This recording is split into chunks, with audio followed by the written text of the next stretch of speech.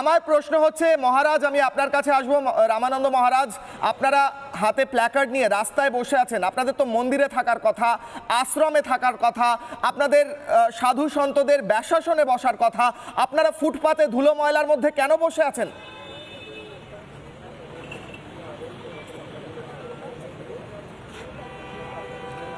বিষয় হলো, রাষ্ট্রে যখন অরাজকতা চলে, সমাজে যখন অরাজকতা চলে, যখন আমাদের সনাতন ধর্মের ভাই বোনেরা রক্তাক্ত হয়, তাদের নামে মিথ্যে মামলা দেওয়া হয়, তাদেরকে জীবন্ত কেরোসিন তেল দিয়ে জ্বালিয়ে দেওয়া হয়, তখন গলায় মালা পরে চন্দনে চর্চিত হয়ে ব্যাসাসনে বসে প্রবচন করার মতো পরিস্থিতি আর থাকে না। তাই আমরা অতীতে দেখেছি আমাদের ভারতবর্ষের যে প্রাচীন ঋষি কৃষ্টির সংস্কৃতির পরম্পরা, যে যেখানে রাষ্ট্রের নাগরিকরা বিপদে পড়েছে, তাদের উপর অন্যায় অত্যাচার হয়েছে, সেই সময় সাধুরা প্রতিবাদ করেছে, তারা রাস্তায় নেমেছে এবং শাসকের ভিত নাড়িয়ে দিয়েছে। আপনারা দেখবেন ব্রিটিশ শাসনের ক্ষেত্রে এই বন্দে মাতরমের যে 150 বছর পূর্তির পুণ্যলগ্নে আমরা বহুল আলোচনা করছি।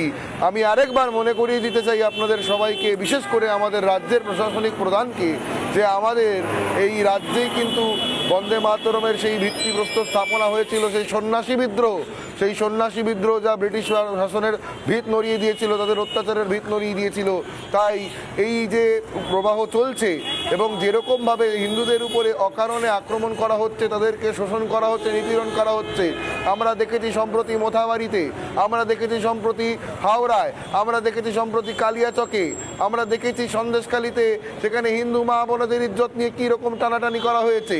আমরা দেখেছি পুলিশের দুমুখো চেহারা, যেখানে পুলিশ হিন্দুরা নিরীহ ছেলেদেরকে অমানসিক অকথ্য কুকুর বেড়ালের মতো মারছে, আবার সেই পুলিশই যখন রাজ্যের শাসক দলের জেলা সভাপতি অনুব্রত মণ্ডল তাদেরকে মা বোন তুলে কটু কথা বলছে, তখন তারা মৌন, তাদের ক্ষমতা হয় না একটা জেনারেল ডায়েরি পর্যন্ত লঞ্চ করার। তাই এই সমস্ত যে অব্যবস্থা এবং সর্বোপরি হিন্দুদের উপরে যে একটি পাশবিক ষড়যন্ত্র এবং তার এক্সিকিউশন দীর্ঘ সময় ধরে চলছে, বিগত বামফ্রন্ট আমলেও তাই হয়েছে, আর এই তৃণমূল আমলে সেইটা যেন একদম চূড়ান্ত পরাকাষ্ঠা ধারণ করেছে, সেইটার বিরুদ্ধে আমরা একেবারে গর্জে উঠেছি।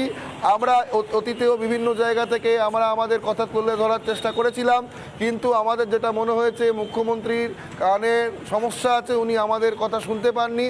তাই এবার হাজরা মোড়ে উনার বাড়ির কাছে আমরা চিৎকার করে ওনাকে জানিয়ে দিতে চাই যে আপনি দয়া করে কিছু একটা ব্যবস্থা নিন বা একটা কিছু এনশিওর করুন যাতে আমাদের হিন্দুদের যান মাল নিরাপদ থাকে।